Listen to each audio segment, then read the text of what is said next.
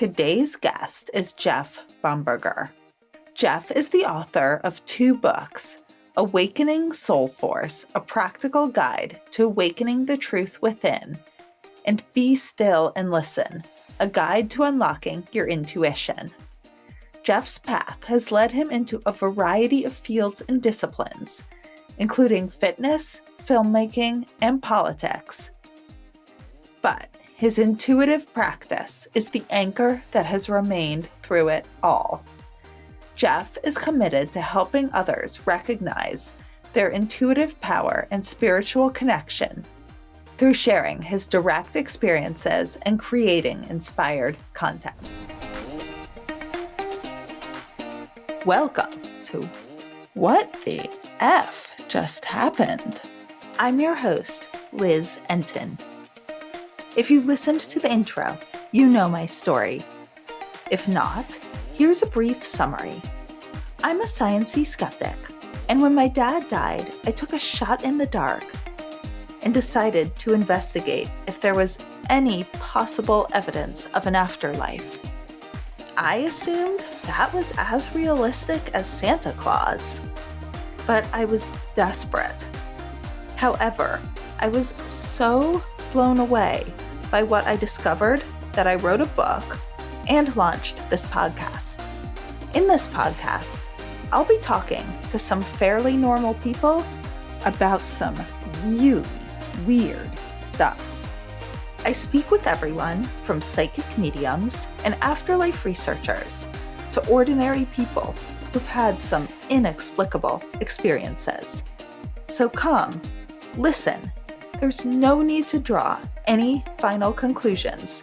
Keep an open mind and wonder, what the F just happened? Hey everyone! I'm really excited to let you know about the science and spirituality salons I'm now hosting. During these intimate events, a scientifically verified psychic medium will give all of you readings, and I will give a talk on the science and evidence that changed my mind about an afterlife. This will also be an amazing opportunity to get to meet some of you in person or virtually, and to share more about all the science and data that transformed my worldview and got me through my worst days. These can be hosted in your home, in a nearby cafe with a private room, or they can even be virtual. I've hosted a few already, and they were really special, fascinating, emotional, evidential. So if you're interested in getting a small group together over dinner, brunch, drinks, coffee, to learn more about the science and to get evidential medium readings, send me an email at hello@wtfjusthappened.net and put science and spirituality in the title. Hi everyone, today I am talking with intuitive Jeff Bomberger, and he can take it over and introduce himself. Thank you so much for having me. It's exciting to be here. I love your podcast. I came across it by happenstance. So what an awesome opportunity to sit down and chat with you. So thanks for having me. Well, it's great to have you, and I'm excited you came across it and reached out. And I am really curious. First of all, I know you said you're an intuitive and not a psychic or not a medium. Why is that? What is the difference, at least according to you? Yeah. So one of the reasons I call myself an intuitive is partially because I think there's a lot of baggage that comes with the psychic language. And while I kind of like, I work intuitively with folks, I do intuitive guidance sessions and intuitive readings, but also do a lot of other stuff too. You know, I'm an actor, I'm a creator, a filmmaker. I have a background in fitness and all kinds of other stuff. And it's just like the intuitive dimension of ourselves is part of everybody's experience. It's just whether or not we're really like open to it and have kind of cultivated the awareness and the attention to kind of tap into it. Does that make sense? I'd like you to actually expand on that. How do you define the intuitive? Because I know some people would say it's just feeling things, some predicting the future, some communicating with the other side. So how do you define it? And also, I just am going to add, that's amazing. You do so many different things. That's very interesting. Thanks. Sure. So yeah, how do you define intuitive? Yeah, I define intuitive as those understandings, those knowings, our ability to perceive um, information beyond what we might just consider the five physical senses. So, a common term is that extrasensory perception, right? This ability to kind of pick up on information that we're not really seeing, hearing, tasting, and smelling the way we do when we have a conversation or we smell the food coming from the kitchen. You know what I mean? It kind of transcends sort of that gross material experience that our senses are tapping into, that we all have an experience. It's a kind of to me, it's a more fine and subtle dimension of that. And that's kind of why I said it's a matter of whether or not we've cultivated sort of the sensitivity and the awareness. Because for me, I still wouldn't even.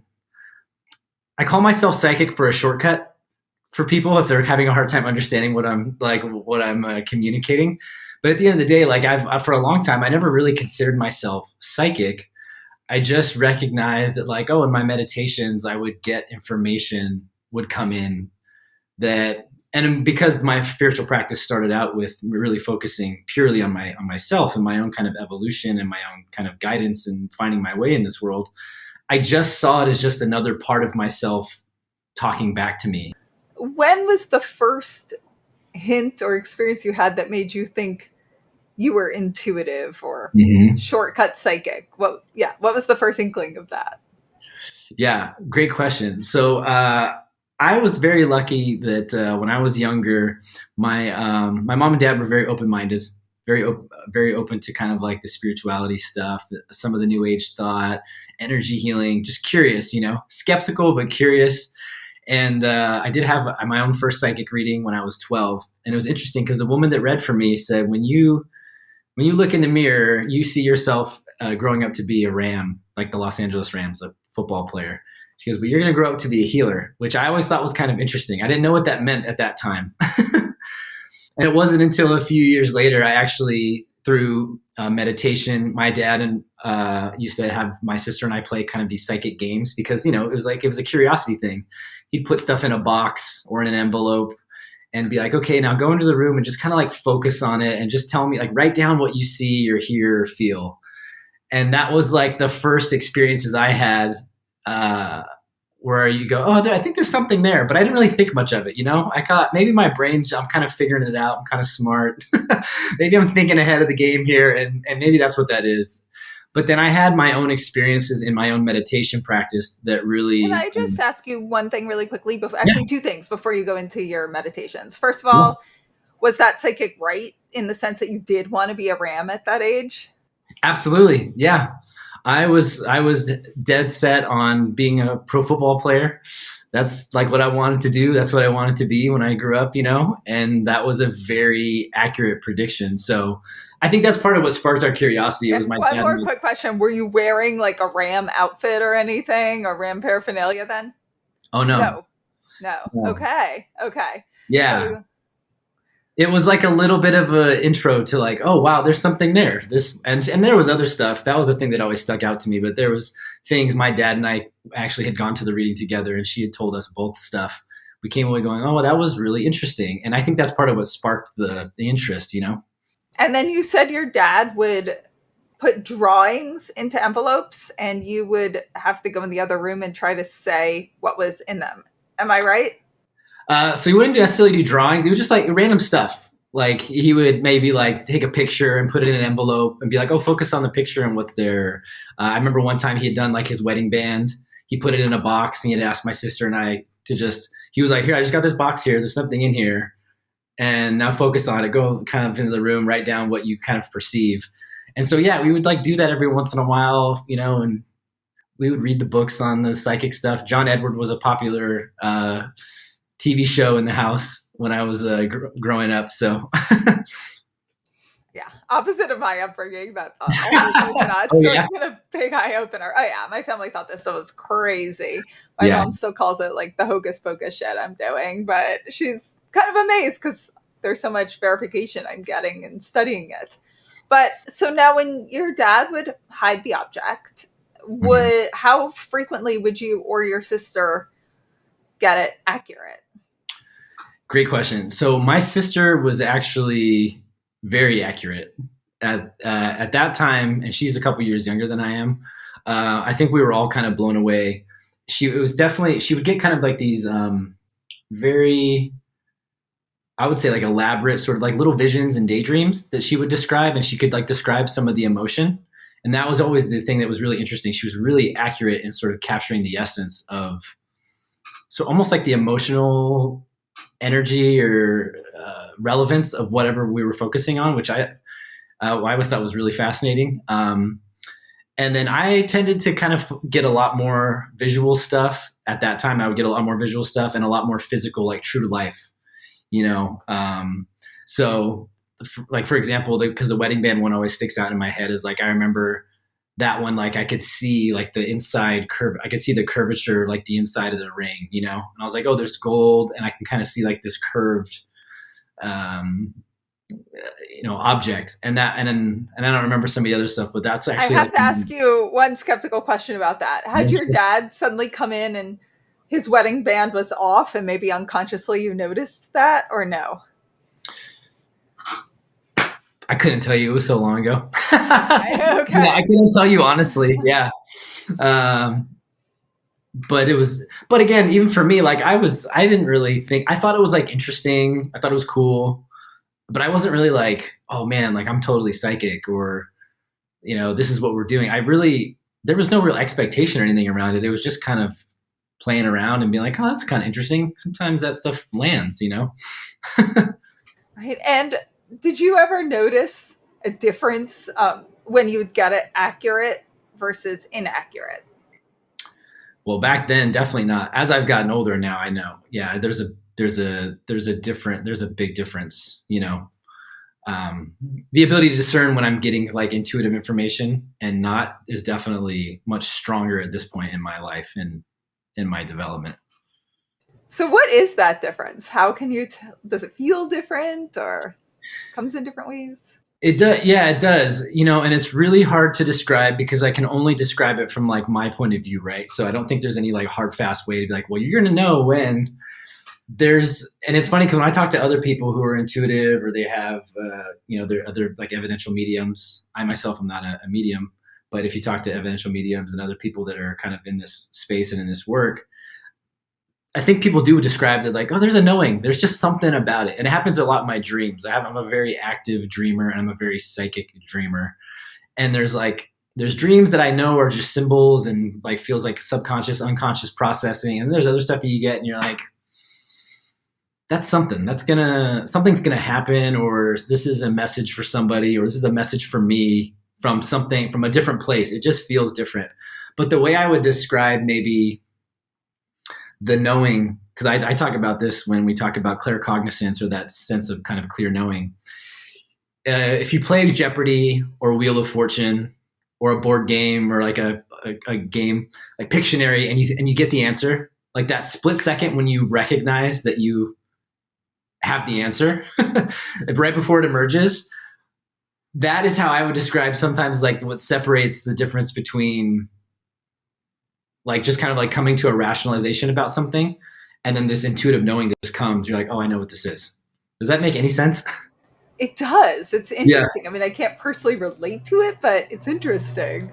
Yeah. And I want to back up. So before I asked you to go into a bit about getting the information of your childhood, you started to mention how you started to develop as an intuitive or discover you were an intuitive as an adult through your meditations. So I'd love to get back to what you were saying about that. Yeah, sure. Well, I like to say this. I think it's important to mention this. What has evolved for me in terms of intuitive ability and psychic ability, all that kind of stuff, has developed from a real commitment. This is the way I see it, at least. A real commitment to like my spiritual path is, I found meditation in my teens. It was a mix of like curiosity, trying to find balance because I had like a lot of thoughts and kind of a racing mind about things, So there was kind of this dual, okay, we've got the psychic stuff and that's kind of interesting. Maybe there's something there. I also really just want to be able to fall asleep at night and not be thinking about like, all the homework I got and am I going to make the football team and all that stuff. So, I did have an interest in a drive toward not kind of understanding and knowing God and divinity. Like that was just kind of part of it was in me, and there was a drive to that. And my meditation practice really became, that was the intention, was to get quiet, to get into a peaceful place. I would get into meditation, and then when I would get calm and relaxed, I would notice that stuff would come in. Usually it was inspiring. Usually it felt like guidance. It felt like motivation, stuff that would kind of put me at ease. And that was an indication to me that there was something there, beyond just getting quiet and getting still. And I always used to just be like, okay, this is maybe just kind of a really clear part of myself. Like, this is a clear, peaceful, kind of higher dimension of like my conscious mind that's kind of here for me when I get quiet. And that became a practice for a very long time. And literally the whole point was just to get quiet, to get still, get beyond the noise, and then be open to like the inspiration and the creativity and the guidance, or sometimes what felt like words of wisdom, that would kind of come in, and just be open to receiving that and allow that to be kind of my own spiritual practice. Instead of going to church, it was like church was going to meditate and then seeing how life wanted to move me, Right. Okay. So you had mentioned have had some, I believe, precognitive dreams, or dreams where you got some evidence that what you were dreaming was accurate. I'd love to hear, what are some examples of that? Yeah, so I had a really interesting experience early on, again in my teens, when my meditation practice became a little bit more regular. I did have an experience just before our country went into Iraq. I had like a very powerful dream that was like kind of like being in the room almost when a decision was being made, And I remember essentially what the dream was. It was kind of this fixed position, and this is where this was my first experience too, where you talked about that thing that you're getting a different kind of information. I woke up from this dream going, whoa, that was different. That was not my normal like wild dream thing. There was something. It was a weight to it, and there was like this. That happens particularly with the dreams. There's like this lingering effect when I have like sort of precognitive dreams, or dreams that are true to life. And so, yeah, I had this dream about being in this room, and there was all these men in the room in suits, and they had different accents and speaking different languages and stuff. And they're looking down at this map. And, at the time, I'm seeing them point to an area that was around the Middle East, around like Egypt-ish, around that area. So again, it's in the ballpark. And they're talking about how, not by name, but they're talking about how he's going to go in all by himself. He's going to do it all alone, and there's nothing that we can do to stop him. And they're pointing to this spot on the map. And when I woke up in the dream, I'm like, okay, there was like a bunch of men. They felt powerful. They're in suits. They're pointing to this place on the map, and he's going to go do it alone. And I'm like, I don't know what that is, but I also felt the weight of it, And it was not long after this dream when there was kind of like the big push to go into Iraq unilaterally. Basically there was no United Nations support and stuff like that. And then what transpired after this, more to your evidential stuff, is I started to have a lot of dreams that I would see like scenes, firefights, moments in time. And like the next day on the news, like I would see like the exact thing. And this happened on several of occasions. So this to me was like a point where, for me, it was proof to me that I should pay attention to this stuff. So put it on my radar, it made me politically aware for someone who didn't really care much at the time. I'm like, well, maybe I should start to follow what this is. But also I'm like, okay, my dreams are showing me stuff that I see on the TV the next day. Like I should probably also pay attention to that, Wow. And that was the first kind of verified. Have you ever had, I'll just back up and say that sounds very powerful and intense, and I would assume emotional or scary. Have you had dreams about anything in your own life that came true, whether it was mundane or intense? I don't know. Oh my gosh. Well, at this point, I'm like kind of in constant dialogue with my dreams. I've developed a rapport, and it is interesting because one of the tricky parts is, and my dad and I talk about this a lot too. We kind of in my family jokingly call my dad the dream master because that was kind of his world. He really was into the dream thing and the dream analysis and stuff, and it was actually a topic of conversation often at the house. At dinner time or just lounging in the living room, we'd be like, "Oh, I had this dream last night," and then we would like break down the symbols. So on the one hand, I do get lots of like symbolic metaphorical dreams that I would consider more or less like maybe more mundane and stuff that is more connected to like what we are very consciously aware of, and that's been super helpful, right? It's like having your own like dream therapy session where you're like, oh my gosh, I'm totally falling into this pattern, or these are the kinds of the archetypal energies that are showing up that I'm confronting, and yeah, and then there's been very very true to life stuff. There was at one point like it wasn't just for me. This was from my dad, but I had a dream about my dad. It was one of those dreams that came in with that feeling, that sense, the weightiness. And I was having dinner with him and my mom, and I said, "Man, I had a dream about you the other night." And I said, all you did was you came to me, and I said, you were just telling me that you were really tired, but I said I also felt it. And I said it wasn't like a tired when you say like you're coming home from work, you're like, oh my God, I'm so burned out. I said I actually like your body, like your energy felt like really low, low, low. And so then we kind of got in this discussion like, hey, like make sure you're taking care of yourself, da da da. And a few weeks later, he actually he survived, but he did have a heart attack, kind of very unexpectedly because he's a fit guy, he works out a lot, and all that stuff. But there's some issues, heart stuff in the family on my dad's side. My great grandmother, my grandmother, and him all had basically the same valve blocked. So that happened just a couple weeks later, and when that happened, we're like, oh, that was a little bit of there was something there, there was I don't know if it's a heads up or a cry for help. I don't know. But the thing was just like, oh, I'm tired, like the body was not doing well. And that was a really interesting experience because that hit so close to home. Yeah, getting a warning for your father, it sounds like. Yeah.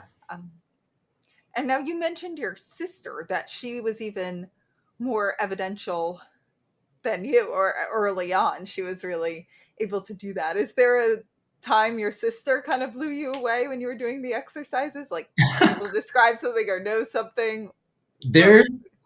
I won't be able to point to anything specific just because it was so long ago. I can't remember. Yeah. God. What would you say of all of this in your life that you've maybe done that you would say that's the biggest what the fuck? Like biggest weird, strongly verified? That's a great question. And I've done it enough. I've done enough readings like over the course, because a couple years ago I was on all of 2022 actually. So last year, I was touring all year, and I kept tally of I'd done over 600 readings for the year. So there was a lot of interaction just in the last year. You mean intuitive readings for other people? Yeah, intuitive readings for other people. And so there's been lots and lots of moments over that time. I mean, there's a couple that I can throw out there and think of. Here's one that gave me a lot of nervousness because I feel like I'm very confident in my ability to receive information and to communicate what I'm getting with integrity. But there's still that little part of me that's like, but it's not a perfect science, and you just don't know. And I did have a reading last year at some point where somebody I had read for once before, and she showed up at this event, and we sat down to do a reading, and the first thing that jumps out was like pregnancy. she's probably maybe in her mid 40s, you know? Um, and so that kind of hits, and I'm going, okay. I said, are you like, I'm getting pregnancies really strong. Is this something that like you're thinking about? Like, are you thinking about motherhood and stuff? And she was like, actually, yes. And then like, I get this, I'm getting this image, and I'm like, I really feel like there's something here. And she goes on to explain to me how that's been a very challenging process. Like, they're trying everything, they've been trying forever, and like literally nothing is working. And I just kind of keep sitting with the image and like kind of asking and digging. And I'm like, I really feel like there is something here. I said, I don't want to tell you that you are going to get pregnant, because that feels very irresponsible to just say that. But it does feel like there's still like a strong possibility. So I would continue to pursue these avenues if this is what you want and this is on your heart, because this is what I'm seeing and this is what I'm feeling like really, really strongly. And of course, that's emotional. So there's like kind of this emotional response to that, and there's an emotional exchange. And it's funny because that reading was sitting with me, like in the back of my mind. It would just like come up, and I'm like, oh my God, like what is going on? You kind of want to know. And luckily I am connected to this person on Instagram. And just a few weeks ago, I saw the announcement that they're pregnant. And it actually made me so happy for them. And so I immediately like reached out and sent a voice message, because, it's like, that's a really sensitive thing. And I felt really confident that there was something there. But again, you don't really want to just be like willy-nilly throwing that out there to, it's touchy. Oh, that's actually a really beautiful story too. I love that. I'm so happy for the couple too. Me too. Yeah. Now, you said you got pregnancy. What does that mean? Do you like see a baby? Do you hear the words? What's it like for you when you get information? Really great question. It has evolved over the years. So I will say that from the time that I started finding this intuitive ability in me as a teenager, very strong senses for me were hearing and seeing. Lots of visuals and lots of like straight taking dictation sometimes. Like that was those are strong senses. As my meditation practice developed, my own spiritual practice developed. Can I ask you a quick question? You said Yeah. taking dictation. Do you mean you would hear the words in your head, or it was like automatic writing where you just are writing and the words are coming out in your hands? I always hear the words, but there's the feeling too. So yeah, it's basically just channeling, but it is almost like somebody's talking to me, and the words are kind of just coming. And as long as I keep my hand going and keep it flowing, like the information comes. So you're physically writing it at the same time. You're hearing the words. It's like your hands moving and you're seeing visuals. Yeah. So interesting. Yeah. The visuals will often come with that. So that's kind of been like my personal practice. And the interesting thing was I had this experience that in a shamanic drum journey workshop where I realized I could actually get intuitive information for other people. So that's when I opened up to this possibility. This was 2017, and it was just in an exercise at this workshop. And I got all this information, and the person was like, yes, yes, yes. So that was the first time you were doing the same techniques that you do for yourself. And how did you know it was for this specific person? What's the process? Yeah. So at this particular shamanic workshop, these exercises were designed to be like partnered up. So we were doing like a thing called rock gazing, and it's basically like you just literally look at a rock, and you focus on the rock, and you ask questions, and then you kind of just rest your eyes and relax, and you allow the unconscious to, because you're looking at a rock, there's nothing there. But that was one of the practices, was like answering questions and bringing through information by doing this rock gazing. And then we did a variety of drum journeys with the intention of getting information for the other person.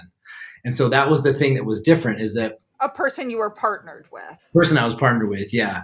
So because my practice had always been going inward for myself, having my own dialogue, I always know who the information is related to. It's me, and that's why I also didn't like ever consider myself psychic or anything, because again, I'm like, well, this is just an extension of me, and great. Like, I'm having a dialogue with my higher self, however we conceive of that. But when I had the experience of being able to drum journey for someone, and not only was I be able to get information for them, but it was funny because we would do stuff like, we did the thing trying to find, like, helping somebody find their animal guide and actually just facilitating for them. And it was funny because in both cases, when I was both the facilitator and the one being facilitated for, I knew what was going to come. So like when the person was facilitating for me to help journey for my animal, I knew what they were going to tell me they connected to. And then they did. And they did, yeah. So like there was all these things where it was for me, it was the first really strong, since I was really young, this really strong evidence for like, oh, I'm definitely connecting to somebody else. Like there's information I can get for you too. And that's when that opened up to that possibility for me. So then I shifted my practice, sort of. I started experimenting with it. And so, what, if you're able, without violating any privacy, what were some of the examples of information you got for your partner? If it's too private and you're not supposed to share, I totally respect that. No, just like some of the stuff that comes off the top of my head. There was some symbolism that was relevant for this person.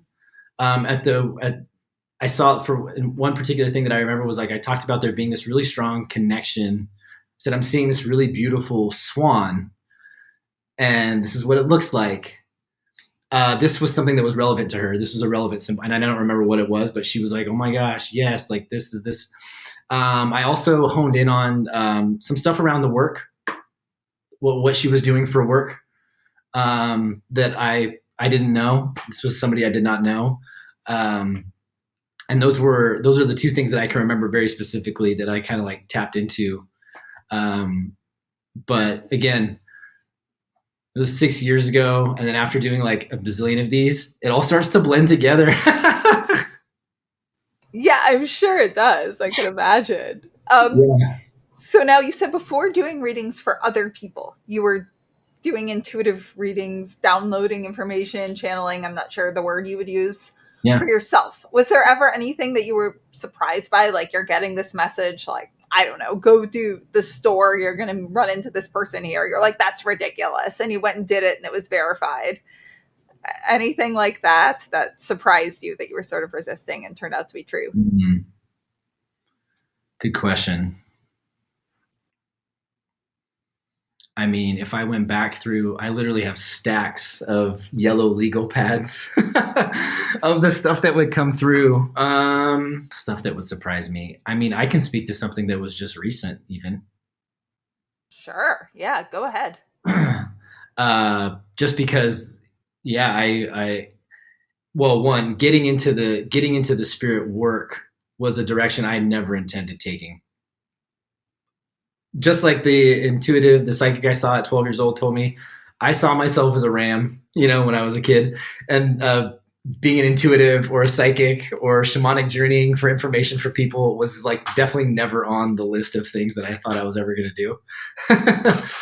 But the impulse to share the work was definitely something that came through really strong at a time when I was certainly not looking to do that, And the interesting thing for me about pursuing that was how much I got out of it in my own spiritual growth, And I think that sometimes we lose sight of that, and it's one of the reasons why I do like to talk about my experience, because a lot of times we focus on like the reading portion and like how this affects other people, or did we connect with the other side and that kind of stuff.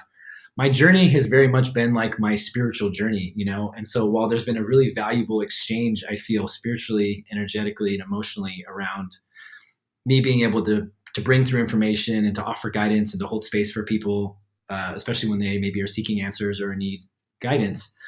But I've gotten so much from that process. So, I was creating digital content essentially for like political campaigns and nonprofits. Producing content, shooting, editing, producing stuff. When this thing came through to write a book and then to go take that on the road and start to share this work. And I'm like, that's crazy. You know what I mean? Like that is not on the agenda because that's not where my mind was at. But um, when I surrendered to that, I did. The first book that I wrote, Awakening Soul Force, the first draft came out in a matter of just weeks. Like it just poured out. And then I had the opportunity to work with a friend of mine who is an intuitive herself, which was really amazing because then she helped edit the book and helped bring a lot of stuff together. And then, within 6 months, it was there. I had a mutual friend that connected me with like a partnership publishing company, and the things came together. And within 6 months of like surrendering to that, I was then doing workshops and hitting the road. So it was a massive 180 from what I was doing. And again, really rich experiences that came from that. And it also came right before COVID. That came right before COVID hit. So I hit the road fall of 2019 is when I first started to do workshops and offer readings on the road. And then it was just, a few months later that everything shut down. Actually, there was a dream around COVID that is very evidential, I would say. Let's hear it. Yeah, well, it was right at this time period. So I was doing my thing. I'm on the new path. I'm sharing the work. And I was aware that COVID was happening because, it was like January, February, we started to talk about it like, oh, there's this thing going around. I had dates scheduled for all of 2020 throughout the entire year. I was going to go all over the place. And in April or May, I had a date in Hawaii, Honolulu, at a convention. And early February, I had this dream where I was getting on the plane to go to Hawaii. And I'm trying to figure out how much without like giving away all kinds of stuff. There was a couple symbols to me that were very relevant. I got on the plane, I sat down. There was someone that I recognized related to a particular organization that then like they get sick and they basically die on the plane. Sure. Oh, wow. Yeah. So this person that I know from a particular organization basically dies on the plane. And it's relevant because it's connected to some of the work that I was doing. So ironically, contract ended around the time that this all happened too. So what happened is this person passes away on the plane. People are coughing. They're all sick on the plane. And then a bunch of federal agents come onto the plane and basically tell us that we can't leave. And I'm like, oh, you know what? Actually, I live here. I'm just going to go right here. And they're like, no, you can't. You have to stay. So when I woke up from the dream, I knew I got up and I immediately sent an email to the Honolulu folks. And I said, hey, I want to let you guys know, I know I can say this. I just had this dream. And I'm pretty sure that I'm pretty sure there's probably going to be like some lockdowns or some restrictions. And I'm actually worried that either I'm actually going to be not going to be able to leave here, or if I come to Honolulu, like I'm not going to be able to come back. And this was in January 2020 that the dream was, or what month was it? Do you remember? This was early February. Early February, well, yeah. This is before the lockdown. Our lockdown happened mid-March. Yeah. Wow. Yeah. So picking up on what's going on. Yeah.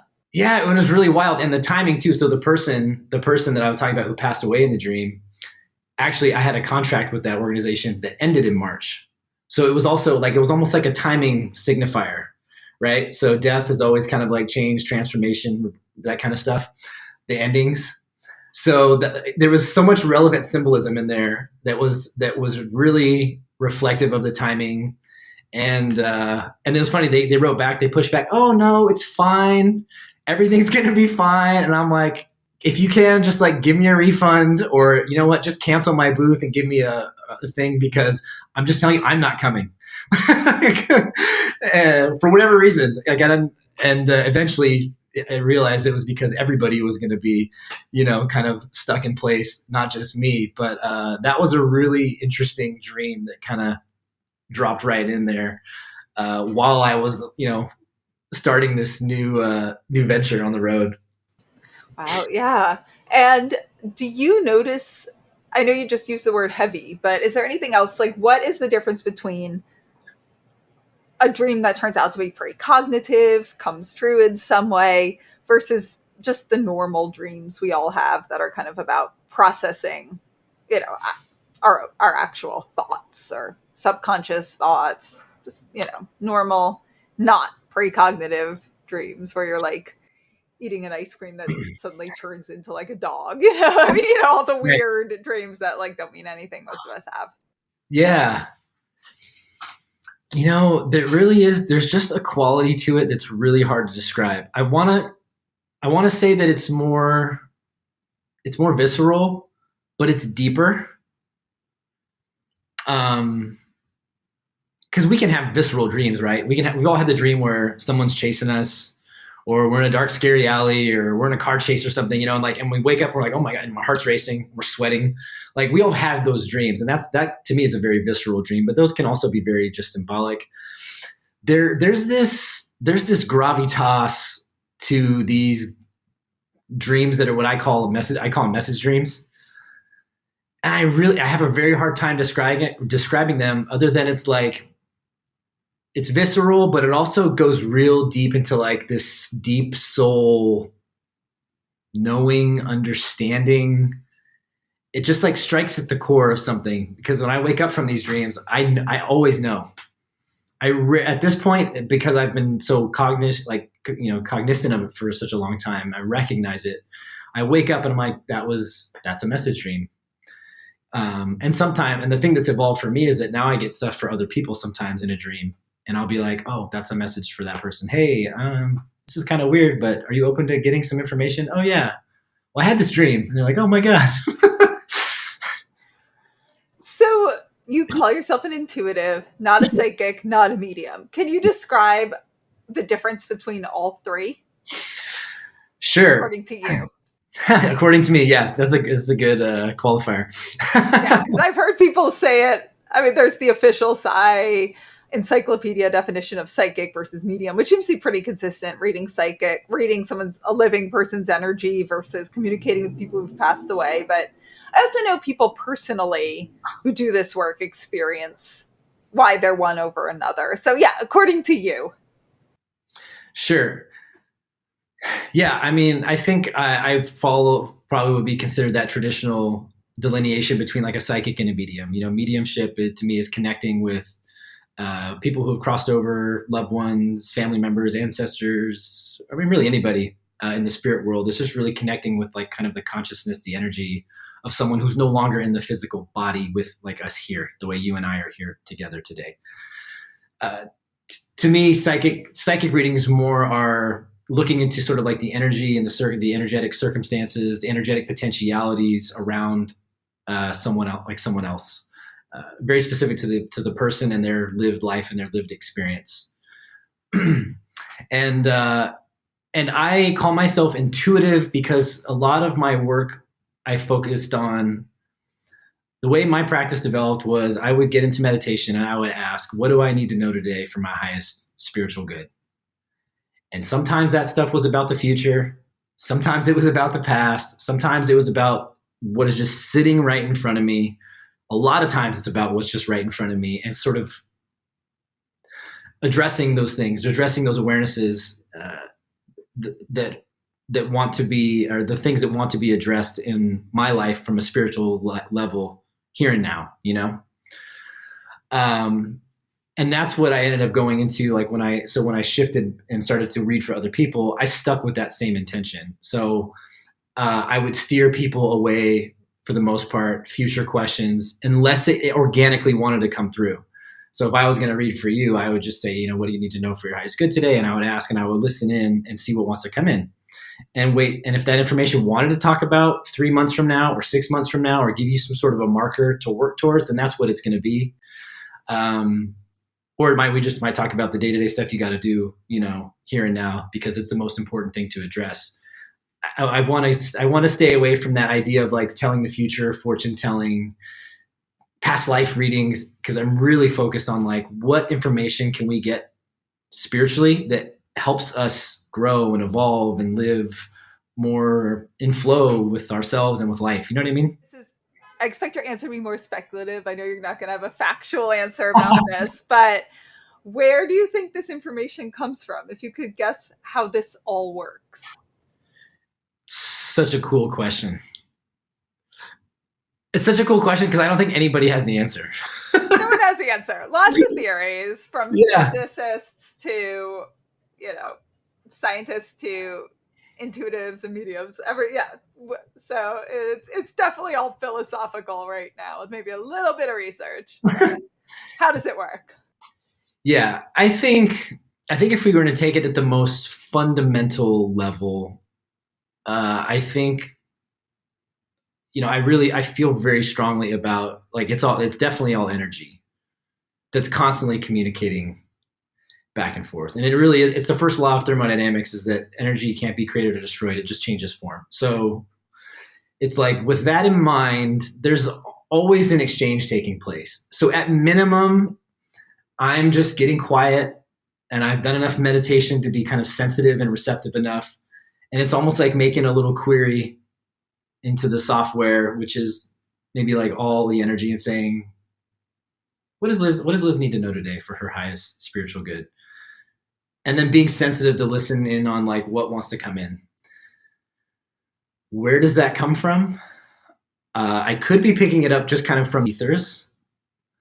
But the thing is that it responds, because if I give you some information and you say, oh, yeah, I've been thinking about applying for this job. Is there anything you can tell me about that? Well, that information didn't come in when I first asked. But now if I go in and I ask, okay, well, is there anything around this that wants to be illuminated for our highest good? And I get information about that. Well, it's responding to me now, right? Like, where the information is coming from is responding to the query.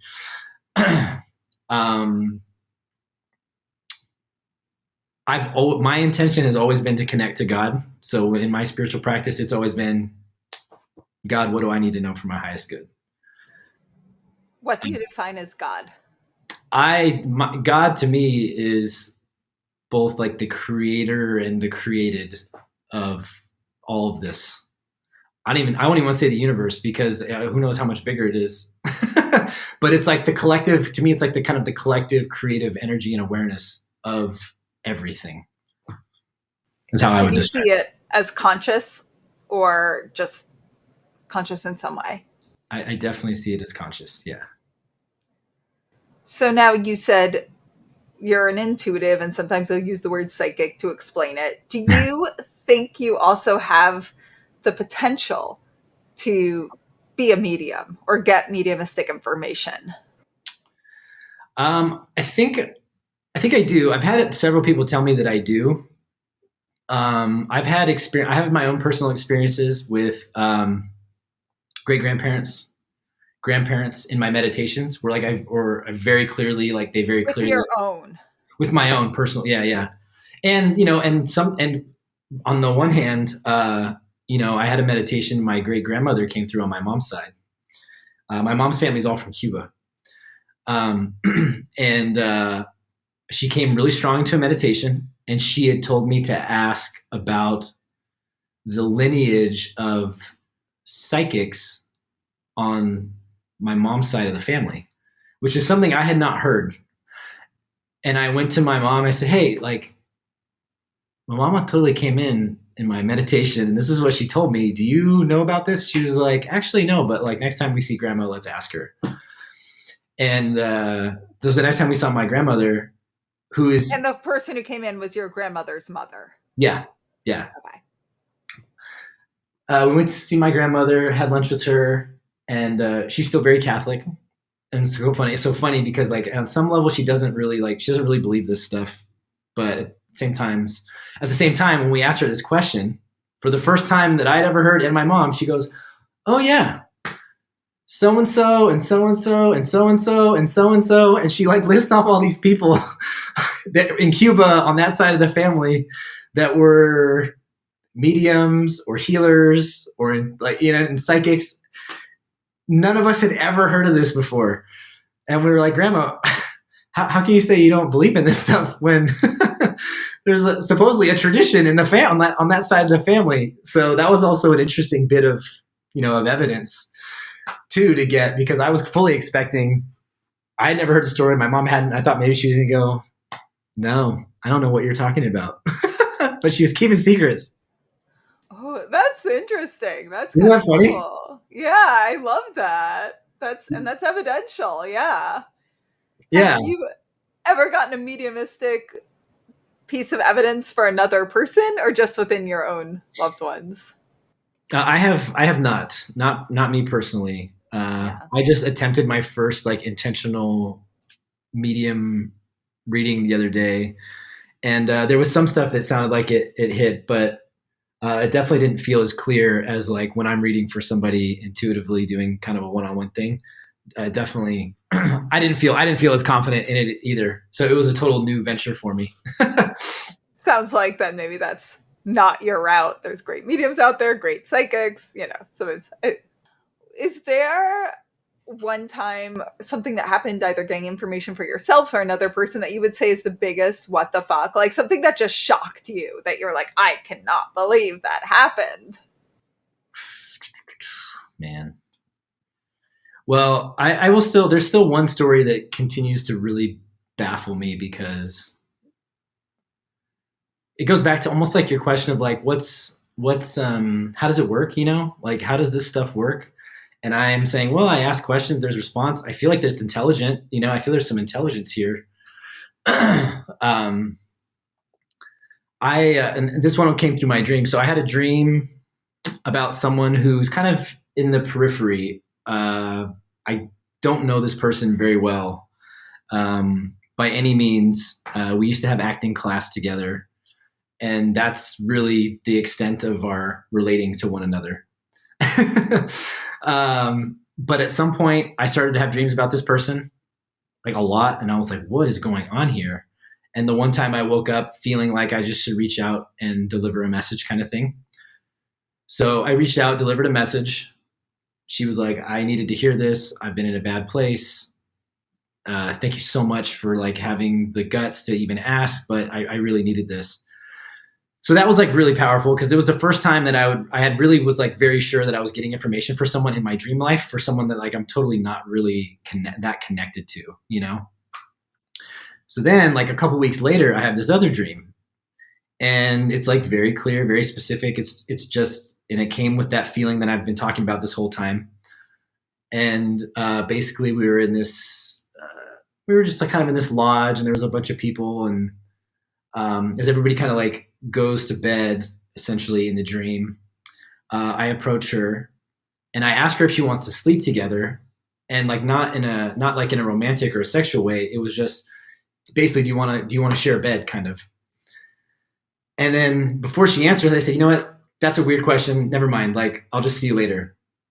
And so then I go to my room in the dream, and then she comes back, and then she comes into the room, and she's like really bummed out, and she tells me that she actually does want to sleep together because she just needs someone to cuddle with. Like, she wants someone to hold her. And I woke up from the dream, and I was like, this is interesting. It's also kind of like a weird topic to broach, but I feel like I should reach out and just like share it. So after like pacing around my place, working up the courage to say, "Hey, by the way, I had another weird dream," I reach out, and she just like, I tell her the dream, and she's kind of silent for a second, and she was like, "Jeff, I literally," she's been in a rough place.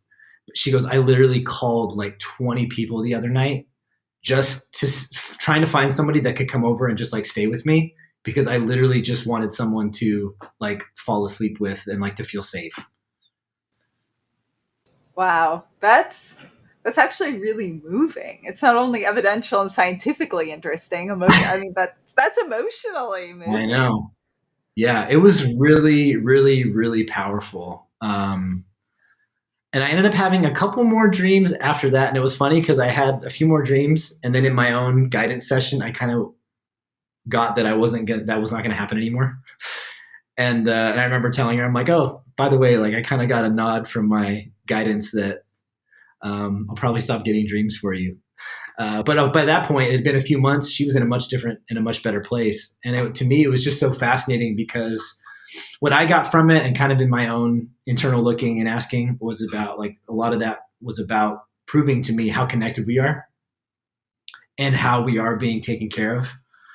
And it really showed me how much, and for anybody that's listening to this, whether like you believe, skeptical believe or not, like that experience has with the utmost certainty proven to me that we are vessels for kindness and healing and compassion and divine support for each other, whether we realize it or not, So it's like, you might get that impulse to like reach out to that friend you haven't talked to in a long time, or your cousin or whatever. And like that, in that moment, you might not consider yourself psychic or intuitive or whatever, but that little nudge that you might get might be the thing that like makes a connection for someone when they really needed it.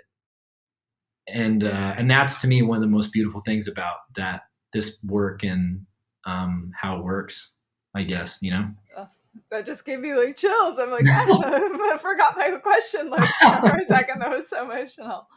Yeah, I'm feeling it too, just thinking about it. Yeah. Yeah. Do you think everybody has the capacity to do this and read each other intuitively in some way? Yes, I do. I think we are all sort of equipped with this ability. I think so much of it has to do with if we give ourselves the time and the space to cultivate a sensitivity and sort of a stillness and an awareness. Just like some people are born really great basketball players, or they've got art in their bones, or they're brainy and they programming stuff from a young age is there. Like, of course, we all kind of have like a proclivity for maybe particular skills and talents and abilities. But at the end of the day, just about anything can be learned and programmed and made better and enhanced, no matter what we're starting out with, And I don't see this as any different, I think that all of us are connected in this way. We see it in the animal kingdom, like if you really look at how animals are very instinctive and intuitive. If you've ever ridden horses or worked with animals, they're very responsive to energy and your emotional state. So it's like we're all there, but how aware of it are we? And how much more aware can we be? That depends on, I think, if we're willing to allow the time and the space to cultivate mindfulness and stillness and sensitivity, and then being also diligent in sort of like following up on what we feel. Not taking anything for granted and really being able to investigate, because that's something about this is I'm not a very woo-woo person. I like results. I like to see the end product or whatever you want to say. Like, I want to see the evidence, and I want answers. So that was the other thing for me, is that as this started to come online more and more, I just asked questions. Well, why am I feeling that? And the same thing, why am I having these dreams? I didn't let that just hang there. I was like, so what's the deal? Why is this coming in? And that message about like how connected we are, how we can be a vessel, whether we're aware of it or not, the ways in which we are connected in these unseen ways, it's there, it's real. So being a real good investigator and really being willing to ask lots of questions about why this is coming up, what's the intention or what's the purpose, what's the meaning behind it, it really, I think, can awaken in us a very rich, like spiritual, human, emotional experience. And what steps can the average person who doesn't naturally just have these abilities come to them and they don't really think they have these abilities, what steps can they take to start to develop them? The first and easiest thing I'm going to offer up is like spend time in nature. Nature time, there's something to, at least for me, like there's something about being in nature that allows you to like really at a very visceral way connect to like what stillness and like a baseline of like just harmonious existence, what that feels like. Like trees are just being trees, and the birds are just being the birds, and the squirrels are just being squirrels. And there's like a real beingness to nature that I think can help calibrate us sort of intuitively, emotionally, energetically. So if nothing else, like just get some nature time, and I think you'll feel yourself start to tune into some of these subtle things a little bit more. And the other thing is the meditation piece. And it really doesn't have to be like a long time, But I think 5, 10, 15 minutes a day is enough to really start to um, make us more sensitive and more aware of what's coming up in us, what's arising, um, being able to be with it, being able to like kind of breathe through it, you know. Meditation is a really, really important dimension of it. And this one might be a surprising one, but I am a creative through and through. I write. I love photography. I'll direct stuff, and I love acting.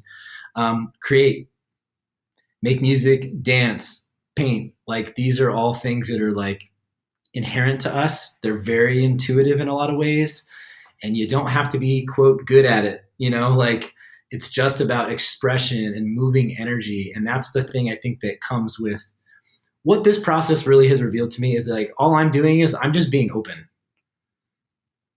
Like I'm just kind of open and receptive to the exchange of energy in the moment. So when I sit in a session and I ask for someone, what do they need to know?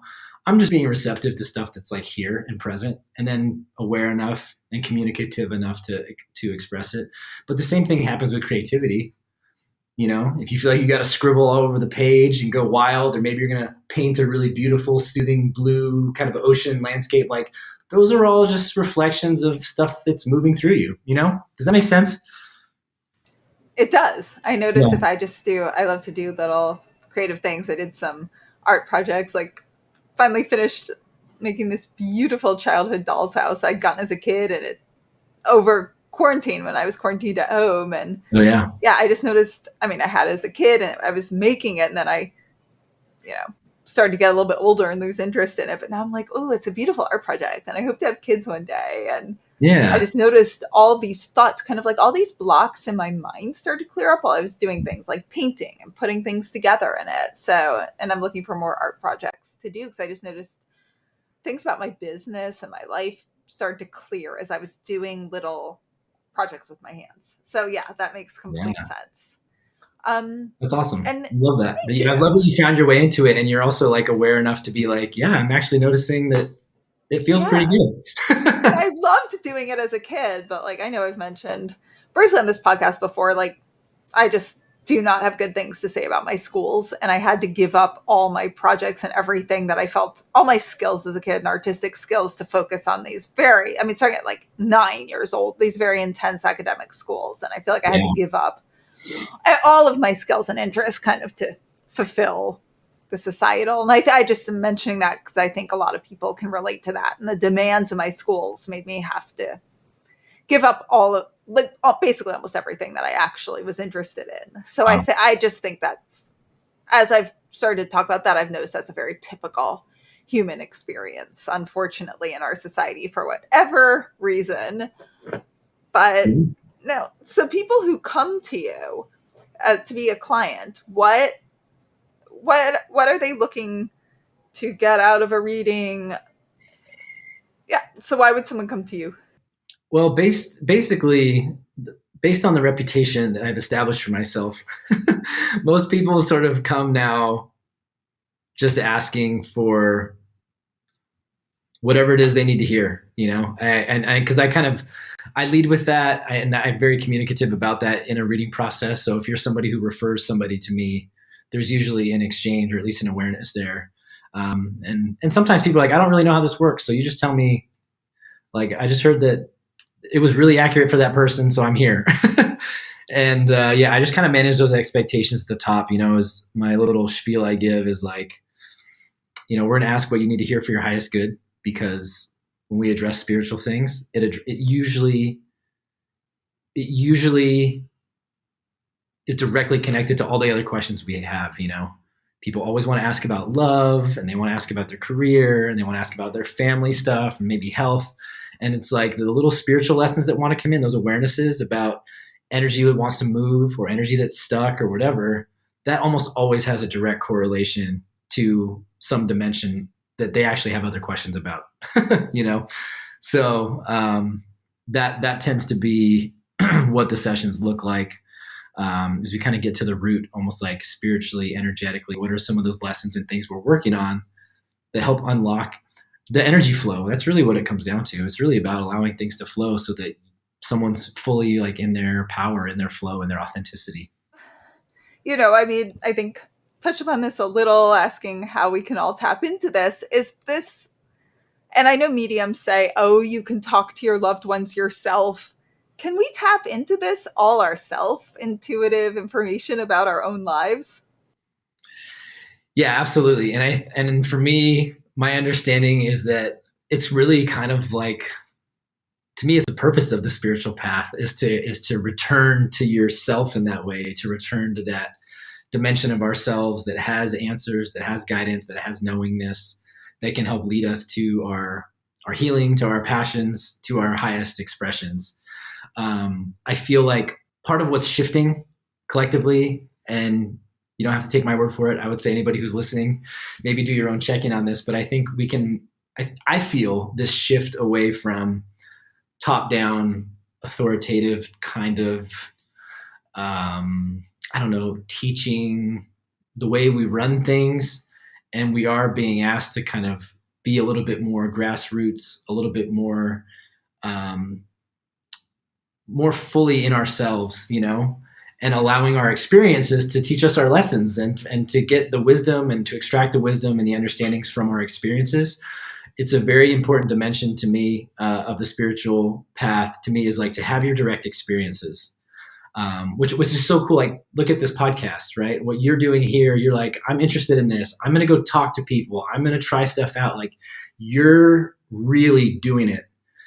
Like, that's what life is about. Go out and like really do it. Have your mediumship experience. Try it for yourself. Have your intuitive experience. Have your godly experience. Have your creative experience. Go get that. Get your hands dirty. Get in there and build your understanding and knowledge of these things from your own curiosity, and your own investigation. And I think that's where real like wisdom and understanding really comes from. We can read lots of books and lots of people can tell us to do things, but at the end of the day, until we move into an experience for ourselves, it's kind of like a secondhand story, Thank you so much for coming on. Where can our listeners find you, learn about you, get your books, book a session? Sure. Yeah. You can find me on jeffbomberger.com, just my name. Both books are on Amazon. There's two books, Awakening Soul Force, A Practical Guide to Awakening the Truth Within. And it's very autobiographical and like the ways in which certain tools have really helped me. So a lot of practical examples of tools I found on my journey that were really helpful in improving my awareness or deepening my connection to myself and my kind of spiritual understanding. And the second one is Be Still and Listen, a guide to unlocking your intuition. So for people who really maybe are interested in understanding what the intuitive senses are, how we might be able to tap into them, it's a great guidebook for that. And also YouTube. You can find me on YouTube. I have 2 full courses that are just there hanging out. Me talking to the camera, downloading information, and then I do lots of sketch comedy as well on my page that's more or less spiritually themed a lot of times. Wonderful. And I'll link to all of that in the show notes. Cool. Thank you so much, Jeff. This was such a fun, interesting, eye-opening conversation. I really appreciate your coming on. Yeah, thanks for having me. This was great. I had a blast. Hey, everyone. I'm really excited to let you know about the science and spirituality salons I'm now hosting. During these intimate events, a scientifically verified psychic medium will give all of you readings, and I will give a talk on the science and evidence that changed my mind about an afterlife. This will also be an amazing opportunity to get to meet some of you in person or virtually, and to share more about all the science and data that transformed my worldview and got me through my worst days. These can be hosted in your home, in a nearby cafe with a private room, or they can even be virtual. I've hosted a few already, and they were really special, fascinating, emotional, evidential. So if you're interested in getting a small group together over dinner, brunch, drinks, coffee, to learn more about the science and to get evidential medium readings, send me an email at hello@wtfjusthappened.net, and put science and spirituality in the title. To get more information on what the fuck just happened, go to WTFJustHappened.net. There you can order my book, WTF Just Happened, A Sciencey-Skeptic Explores Grief, Healing, and Evidence of an Afterlife. You can learn all about how I came to conclude that there most likely is an afterlife, but you can also learn about the early stages of my grief and the amazing, fascinating people I met along the way. You can read about how much I harassed the mediums and scientists trying to get evidence to see if the mediums were cheating and see if what everyone was saying actually was true. You can also subscribe to our newsletter to stay updated on any new developments and any interesting new what the fuck updates. So if you enjoyed this episode, please rate and review us wherever you get your podcasts. It makes such a difference, especially for a new podcast like this one. And if any of you have had a crazy what the fuck yourself, have any questions, feedback, or just want to say hey, reach out on either Instagram at WTF_just_happened_ or email me at hello@WTFJustHappened.net. I love hearing from all of you. It makes my day hearing your stories and questions and feedback and all of it. And remember, you don't have to draw any final conclusions as you wonder, what the fuck just happened?